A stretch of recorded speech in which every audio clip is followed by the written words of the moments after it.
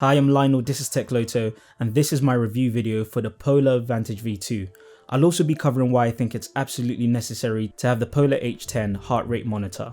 And it's that time again where I'll be doing a giveaway, so stick to the end of this video to find out more about the Polar Unite giveaway. So the Polar Vantage V2 was released in October 2020, and practically after the first day of it being released, people are already putting out reviews all over YouTube. But this is my review after actually using it for 2 months. I've really tested this watch. I've taken it on 4-hour long walks just to see, will the battery die after a while? Will the data start to change after a really long run or a really long walk? I've also used it for things like MMA, kickboxing, just to get that full rounded experience.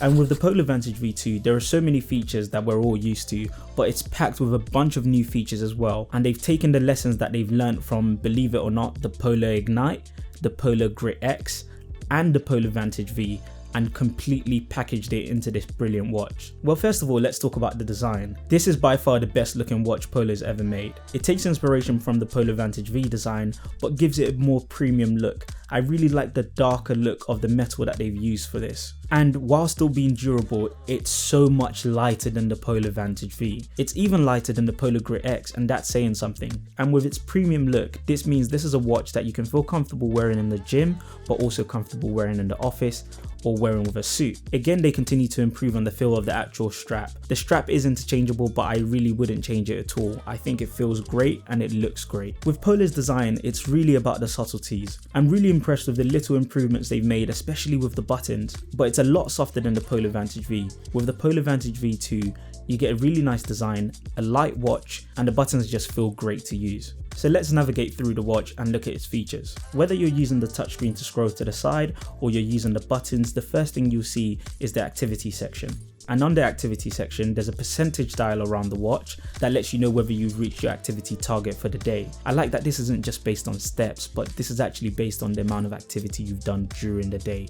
So that takes into account everything that you're doing. So if you have a day where you haven't had the chance to actually walk a lot, but you've just had a good exercise session, then your activity will reflect that. It's more about your heart rate and your calories burned. And to see a bit more detail, you can either tap the screen or press the red button on the right hand side. Again, you see your activity percentage, but you'll also see your steps and you'll see your calories burned.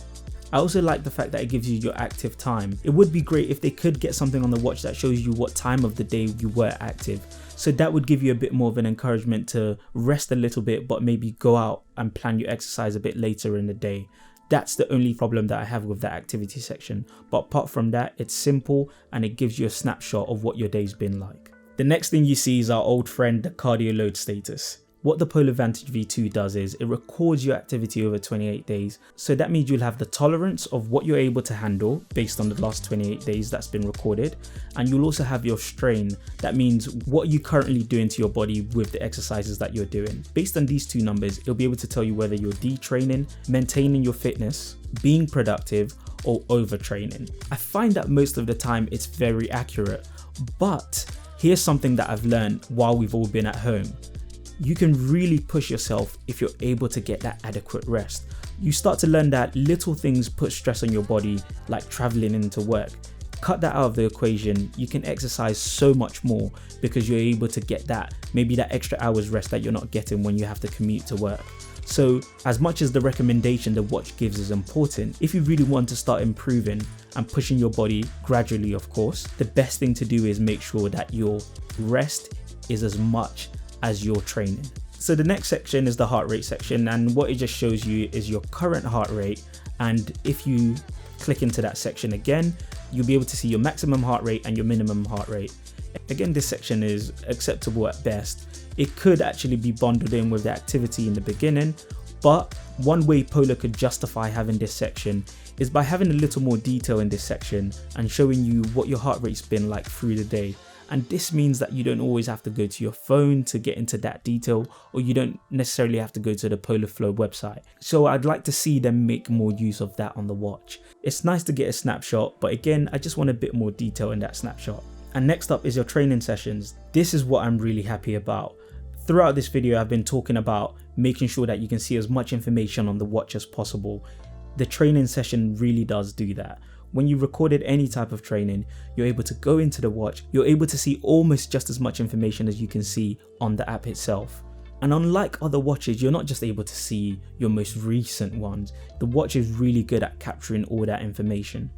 So if it's just something that's like a workout, you're able to see the time, your heart rate, your cardio load, you're even able to see your heart rate zones. And that's really important to me because sometimes when I think I've had a grueling session and I look back and I think I only spent 30 seconds in the highest heart rate zone. I'm not saying that you should spend 20 minutes in the highest heart rate zone, obviously not, but it encourages me to push myself during the next session. Again, you can see your calories. We've talked about this before. I'll leave a link in the description to the video that you can see on the screen right now, where I go into a bit more detail about how the new Polo watches capture your calories burned. Now it's also estimating your energy sources, which is really good for people who are planning to cut weight or trying to find the right exercise to keep on weight if that's your goal. And I find it's very useful for when you're trying to build muscle as well. So you're really able to see which exercises on the whole use more carbs, which exercises use more protein, and which exercises use more fat. Mostly you're going to be focusing on carbs and fats because these are your main energy sources. And with the Polo Vantage V2, Polo's included everything they've learned from the Polo Grit X,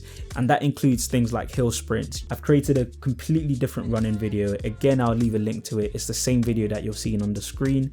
The things that you can do on this watch actually makes a difference to your performance. Using the Polo watches, I slowly got back into running again, and my 5k time went from 31 minutes to 25 minutes, which for me is completely amazing. So moving on to the nightly recharge, where most fitness watches will give you your sleep data, some of them will hide a bit more of that detailed data behind the paywall, even though you've paid a lot for the watch already.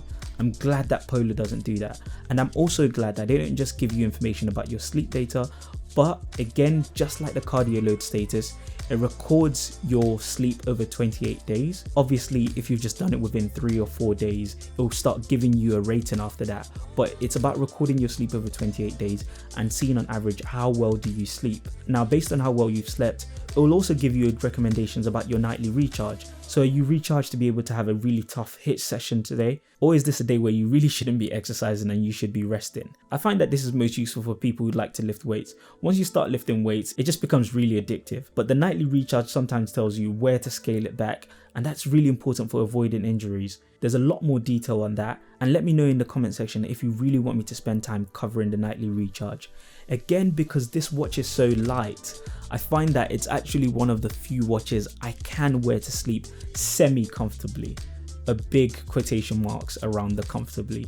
Again, if you're going to sleep, you don't want a watch on your hand, but if you're going to have one on your hand, this is a good one. I find that it's just light enough and the material of the strap is good enough that I can go to sleep with it on. So let's talk about Fitspark. This is something that I've covered in previous videos, but since I haven't been able to go into the gym, this is something that I've been making use of a lot more. I've actually decided to build an exercise program around this, and you find that it does work. And the reason why I appreciate Fitspark is because it breaks things down into 3 categories: strength, cardio, and supportive.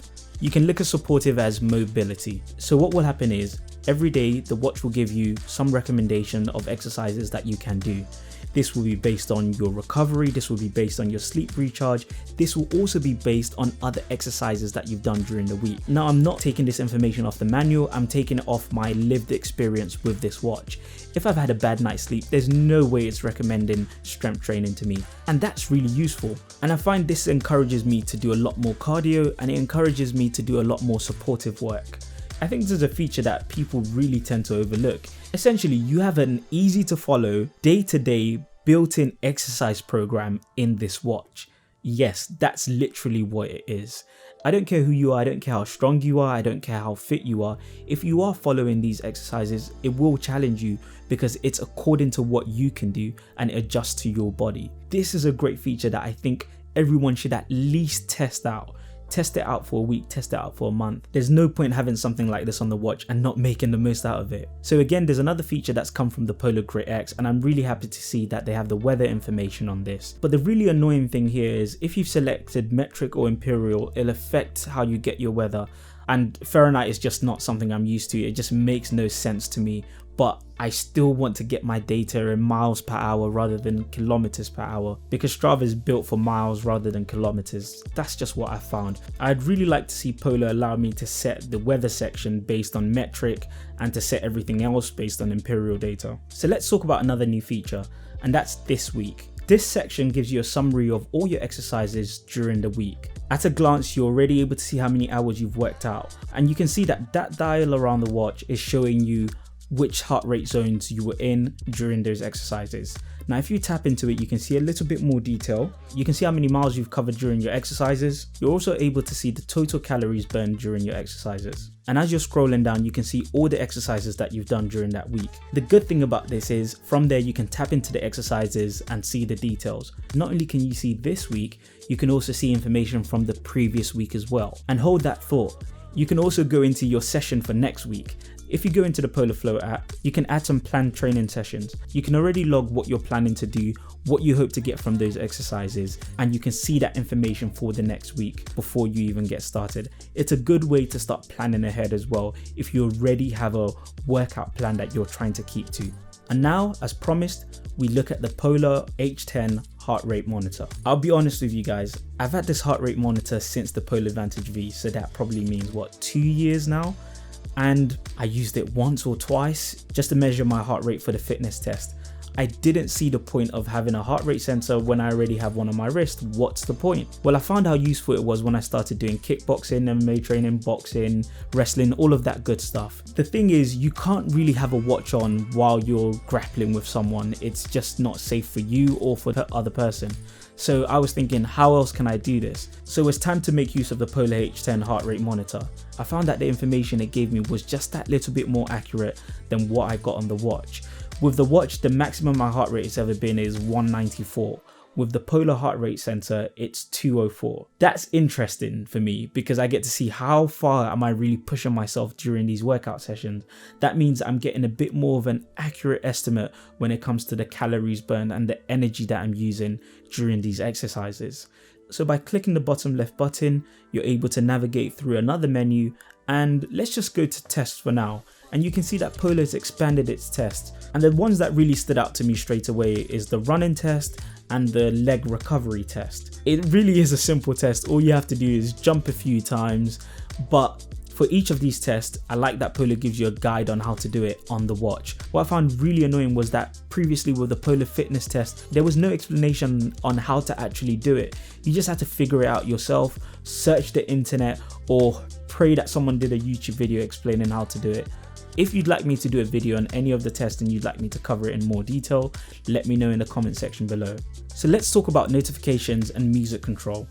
For most apps, it works really well, and the notifications covers everything. I even get YouTube notifications on here. It's also really useful for something like Instagram. I can literally like anything people send to me from the watch. And when it comes to music controls, you now have two options. Before with the Polar Vantage V, you could control Spotify from your watch, but now not only can you control Spotify, but you can control any music app that's playing from your phone. So that means you can play the next track, you can like the track, you can go to the previous track, you can pause it. Pretty much what you would have in the functions while you're playing a song on your phone on Spotify, you kind of have it in terms of navigating through songs and liking a song. So that's really useful. If you slide down from the top of the watch, you can access a section where it gives you a few quick options. And that allows you to control basic things like your alarm and sleep and airplane mode, but you can go deeper into the settings and decide what you want to see in this menu. So for those who are new to Polar, let's talk about the navigation. You have the top left button to illuminate the watch, so you get a little bit of a backlight on it. The buttons on the top and bottom right hand side of the watch are for going up and down the watch or for going right and left. And you have the red button, which is the button that allows you to click into any section, and if you press and hold it, it's a shortcut to your exercises as well. And the button on the bottom left hand side, it's a shortcut into a whole nother section and a whole nother menu. That's where you can start training, go into sections like the serene breathing, Strava live segments, fueling, timers, and it's how you access your settings. But this button is also for exiting any section that you're in. And again, you can either change your settings on the Polar Flow website or the app, or you can change your settings from the watch. That means if you put on weight, if you lose weight, you can change it from the watch. But here you also have the benefit of changing the clock faces. Some of the design takes away choice, so I don't have to think about personalizing it to me. They've created something that works well. I don't need to play around with the clock faces too much. And the watch face option also allows you to change the color of the accents, but really there's a massive red button on the right hand side of this watch, and there's also a little red symbol. The red accents are going to look best with your watch faces. When you first see the app, if you're new to Polar, it's going to seem overwhelming and it's going to make you think, what have I bought? I don't really know how to digest this. But if you take your time to get used to it, you'll see that the information given to you on the watch is really useful. Everyone will have their thing that they find useful. For me, cardio load status is what I kind of depend on. I just really want to see what that's like week to week. For other people, it'll be the day-to-day data. For some people, it'll be the nightly recharge because they're really focused on their sleep. But make use of the app and get used to it. It took me a while to actually fully explore the Polar Flow website. Go on the Polar Flow website, especially if you're a runner. The information that you'll be able to see on that is so much more. So to conclude, the Polar Vantage V2 is a fantastic watch. It's a combination of all the Polar watches that we've seen over the past 2 years, taking all the best features and putting them into this watch, but adding it to a watch that's really well designed, still has the fantastic sensor that's difficult to rival, but also comes with real features that helps you improve your performance. I've genuinely seen my performance and my fitness improve drastically. If you're a runner and you're looking to improve your time, there are so many things you can make use of. The number one thing I would recommend is making use of race pace. Again, I've covered that in other videos. But if you're someone that's weight training, you have something that's an accurate watch and gives you really good estimates of your calories burned during your exercises. So I would also recommend this for you. But where this really stands out is the new exercises that I've taken up. Exercises where there's a lot of physical contact and you have to protect the people you're working out with. This works really well because coupled with the Polar H10 heart rate sensor, you never feel inconvenienced or like you're missing out. Would I recommend this watch? Absolutely. But again, I would only recommend this watch for athletes and serious fitness enthusiasts. And that's because the data that you get in this is so much. I even recommended the Polar Ignite to one of my friends a few months ago, and when they first got it, their impression was, what is this? I don't know what to do with it. I feel like you've recommended something to me that isn't as good as my Fitbit. But 2 months in, they were so glad that they moved away from Fitbit and they moved into something that gives them so much more detail. If you're someone who's serious about your fitness and you're looking to improve your performance, or even if you're someone that's looking for an exercise program, this watch does it all. It literally does it all. I guess in a way, this watch is only as good as the user. I think it would be really tough to say, when it comes to fitness, what feature have you thought of that you want to include in this watch that it doesn't already have? When it comes to presentation, okay, you win that argument. When it comes to presentation, there's a lot to be said about how it's presented and how it's presented on the watch and the app. But when it comes to what this watch can actually do and the information that it can gather for you so that you can improve your performance, I think it's a fantastic watch and it's well worth the price. So don't worry, I haven't forgotten about the giveaway. This giveaway is to thank everyone who's been a subscriber and everyone that's been watching the videos and supporting them. So the giveaway will be of the Polar Unite watch. All you have to do is leave a comment and be a subscriber. You can either leave a comment about something that I've covered in the video, or even just leave a comment saying what you would do with the Polar Unite if you got it. Anything goes. I'll probably do the next giveaway when I hit 2,000 subscribers, or if this video gets 40,000 views or something like that. But thank you very much for watching, and I hope you found this video helpful.